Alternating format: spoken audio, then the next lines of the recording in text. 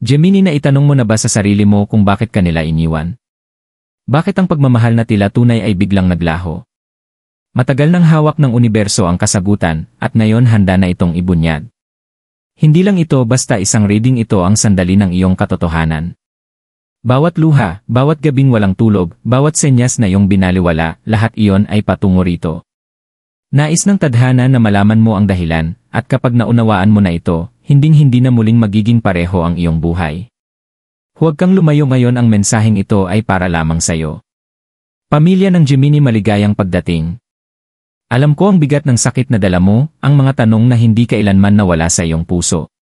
Bakit sila lumayo? Bakit natapos ang pag-ibig na tila napakalakas ng walang paliwanag? Ang mga sugat na ito ay hindi lang alaala, ito ay mga aral na isinulat mismo ng universo. Sa paniniwalang Pilipino, kapag nakaramdam tayo ng kilabot ng walang dahilan, kapag paulit-ulit nating napapanaginipan ang parehong tao, kapag lumilitaw ang mga numero tulad ng 11 oras 11 minuto o 888, iyon ay tanda na ang tadhana ang nagsasalita. Hindi iyon aksidente. Mga palatandaan iyon na ginagabayan ang iyong kaluluwa tungo sa kaliwanagan. Ang mensaheng ito ay hindi para sa lahat. Ito ay para sa mga patuloy na nagdadala ng pag-ibig sa katahimikan, sa mga patuloy na nananalangin para sa mga kasagutan, kahit na sinasabi ng mundo na magpatuloy na. Ngayon, Gemini, ang katotohanan ay mabubunyag. At kapag narinig mo ito, sa wakas ay mauunawaan mo kung bakit kailangang mangyari ang lahat ng ito. Ang nakaraan na enerhiya. Gemini, bago natin pag-usapan ang mga darating, kailangan muna nating lumingon sa nakaraan. Dahil hawak pa rin ito ang mga susi ng iyong paggaling. Marami sa inyo ang nagdadala ng alaala ng isang tao na pumasok sa iyong buhay na parang kidlat, maliwanag, makapangyarihan, hindi maitatanggi. Mula pa sa simula, ramdam mo na ang koneksyon. Para bang ang mismong tadhana ang nagdala ng taong ito sa iyong landas. Mas malakas kang tumawa, mas malaki ang iyong mga pangarap, at muling naniwala ka sa pag-ibig. Ngunit sa isang punto, may nagbago. Isang araw, hawak nila ang iyong kamay. Kinabukasan, unti-unti silang lumalayo. At naiwan ka na lamang ng mga tanong na mas masakit pa kaysa mismong pamamaalam. Bakit? Bakit biglang mawawala ang isang taong nangakong may malasakit? Bakit ang pag-ibig na napakatatag ay guguho na parang buhangin na dumudulas sa iyong mga palad? Ang katotohanan, Gemini, hindi ito dahil hindi ka karapat-dapat. Hindi ito dahil kulang ka. Ipinapakita ng universo sa akin ang isang imahe ng oras, isang orasan na dahan-dahang tumitibok. Nagtagpo ang inyong mga kaluluwa ng napakaaga, bago pa natutunan ang mga leksyon, bago pa maghilom ang mga sugat. Bitbit nila ang mga takot, pasanin, at anino na hindi pa nila kayang harapin. At imbes na lumaban ng kasama ka, pinili nilang tumakbo palayo. Alam mo, sa paniniwalang Pilipino, kapag ang isang tao ay biglang lumisan, hindi ito palaging pagtanggi. Minsan, ito ay proteksyon. Minsan, ang mga espiritu mismo ang nag-aalis ng mga tao sa ating buhay dahil mas matinding sakit ang idudulot nila kung sila'y mananatili. Hindi nito pinapawi ang kirot, ngunit ipinaliliwanag nito kung bakit inalis ang kanilang enerhiya sa iyo. Alam ng universo na nararapat ka sa higit pa, higit sa kalahating pag-ibig, higit sa mga sirang pangako. At gayunpaman, Gemini, naramdaman ko rin ang iyong sariling pagtutol noong panahong iyon. Naroon ang mga palatandaan. Ang mga panaginip na nagbabala sa iyo. Ang mga pagtatalong paulit-ulit. Ang bigat ng katahimikan na unti-unting bumabalot sa inyong dalawa. Ngunit tulad ng marami sa iyong tanda, pinili ng puso mong maniwala sa posibilidad. Nais mong makita ang mabuti sa kanila, kahit ipinapakita na ng katotohanan ang mga bitak. Ngunit huwag mong sisihin ang sarili mo. Ibinigay mo ang pag-ibig na gaya lamang ng isang Gemini, malalim, walang kondisyon, puno ng pananampalataya. At kahit lumayo sila, hindi kailanman nasayang ang iyong pag-ibig. Sapagkat ang pag-ibig, Gemini, ay kailanman hindi nasasayang. Ito'y nagiging aral. Ito'y nagiging gabay. Ito'y naghahanda.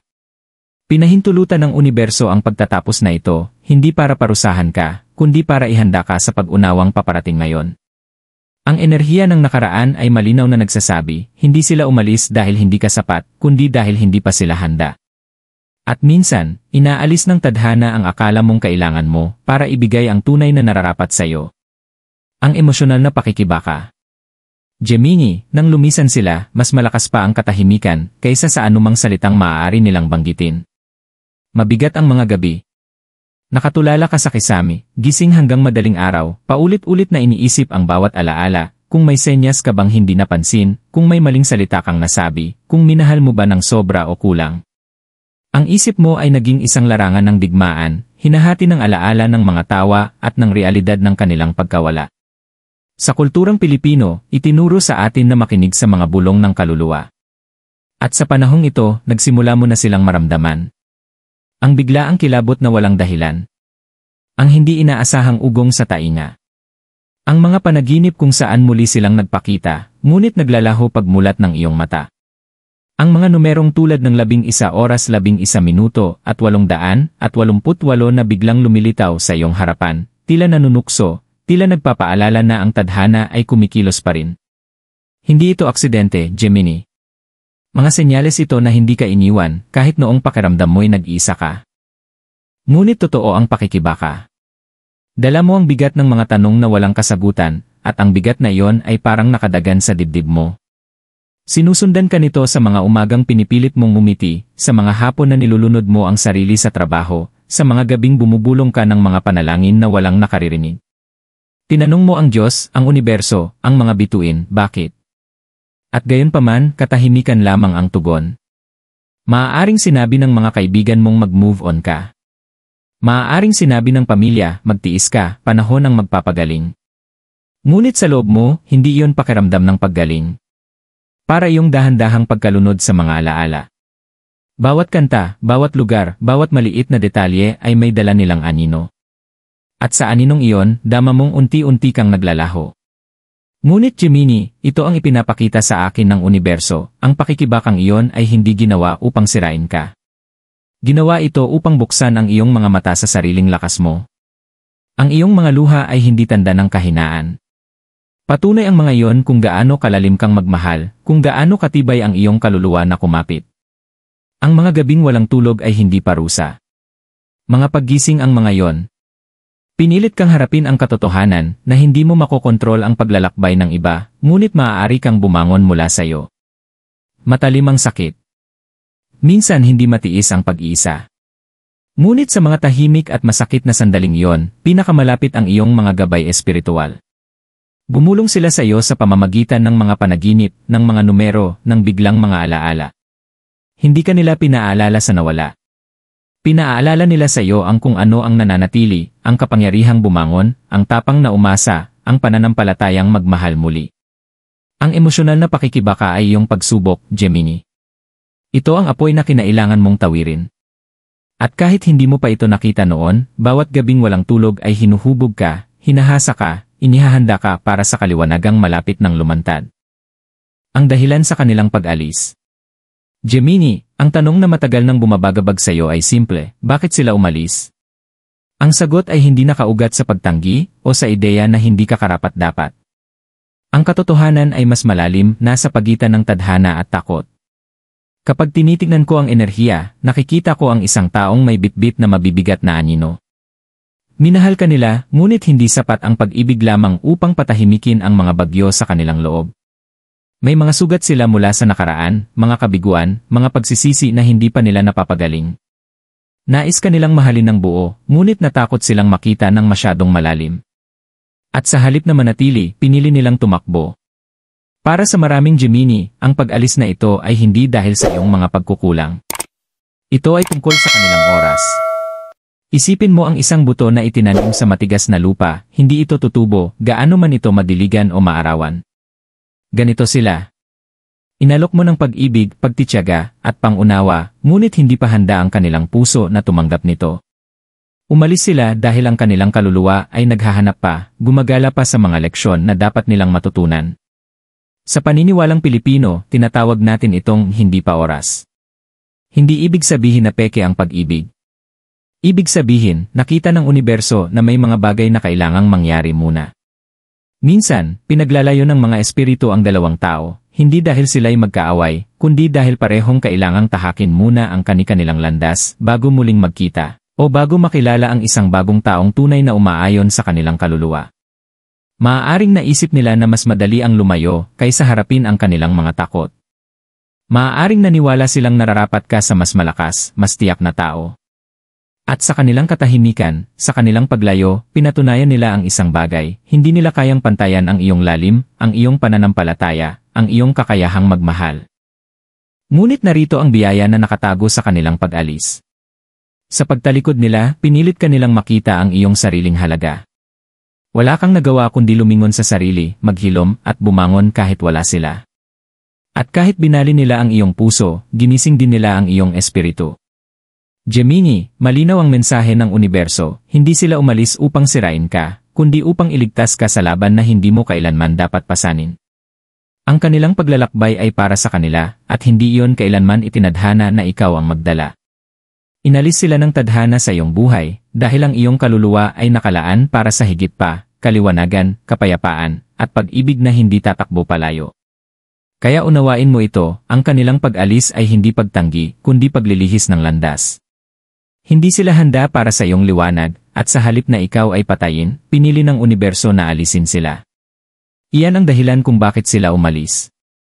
Iyan din ang dahilan kung bakit naiwan ka ng mga tanong, para ngayong araw, ang mga kasagutan ay dalhin ka sa kapayapaan. Ang mensahe ng universo para sa Gemini. Gemini, ngayong nauunawaan mo na kung bakit sila umalis, narito ang susunod na tanong, ano ang nais iparating ng universo sa iyo? Ang mensahe ay malinaw at makapangyarihan, hindi ka kailanman tunay na iniwan. Sa bawat luhang pumatak, sa bawat gabing hindi ka nakatulog, hawak ka ng universo, ginagabayan ka, at pinoprotektahan mula sa mga bagay na hindi mo pa kayang makita. Minsan, kapag may nawala sa atin, iniisip natin na ito'y parusa. Ngunit ipinapakita ng tadhana na hindi ito parusa, ito ay paghahanda. Inihahanda ka para sa kaliwanagan, para sa paggaling, para sa pag-ibig na hindi basta dumarating at nawawala. Sinasabi ng universo, Gemini, hindi ka wasak. Hindi ka nakalimutan. Ikaw ay pinili. Pinili upang bumangon mula sa abo ng iyong pagkawasak, pinili upang gawing karunungan ang iyong sakit, pinili upang lumakad tungo sa buhay kung saan ang pag-ibig ay dumadaloy ng malaya, hindi may kondisyon, hindi may takot. Sa paniniwalang Pilipino, kapag paulit-ulit nating nakikita ang mga palatandaan, tulad ng paru-parong dumadaan sa iyong landas, ang biglaang halimuyak ng bulaklak na walang pinagmulan, o mga numero gaya ng 11 oras 11 minuto, 222, 888, hindi ito aksidente. Mga bulong ito mula sa mundo ng espiritu. Mga kumpirmasyon na tama ang landas mo, kahit minsan pakiramdam mo'y nag-iisa ka.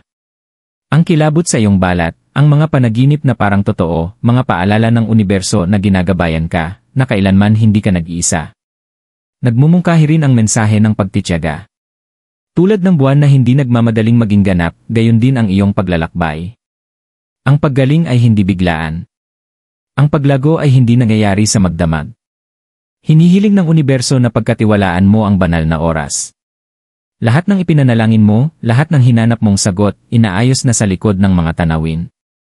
Kahit ngayon, habang nakikinig ka, ang enerhiya ay kumikiling sa iyong pabor. Pinakamahalaga, Gemini, hinihiling ng universo na bitawan mo ang guilt. Tigilan mo na ang pagbibintang sa sarili kung bakit sila lumisan. Tigilan mo na ang paniniwalang may kulang kang ginawa. Ipinapakita sa akin ng universo na hindi ito kailanman kasalanan mo. Ang kanilang pag-alis ay aral ng kanilang kaluluwa, hindi iyong pagkukulang. Ikaw ay nilikha upang magdala ng pag-ibig, hindi ng sisihan. Kaya ano ang mensahe ng universo? Ito, Gemini, itaas mo ang iyong ulo. Patuyuin ang iyong mga luha. Buksan mong muli ang iyong puso. Ang nawala ay hindi katapusan, ito'y simula. Ipinapangako ng universo na darating ang mas magagandang araw. Gagantimpalaan ang iyong pagtitiyaga. Mapapansin ang iyong pag-ibig. At ang tunay na nakalaan para sa iyo, hinding-hindi tatakbo palayo. Panghawakan mo ang katotohanan ito, Gemini. Nagsalita na ang universo, at pinaalala nitong malayo pa ang pagtatapos ng iyong kwento. Ano ang susunod? Gemini, ngayong nabunyag na ang katotohanan, itinututok na ng universo ang iyong mga mata sa hinaharap. Matagal mo nang dinala ang bigat ng nakaraan. Ang mga gabing walang tulog, ang mga pagdududa, ang walang katapusang pagtatanong, bahagi iyon ng iyong paglalakbay, ngunit hindi nito tinutukoy ang iyong bukas.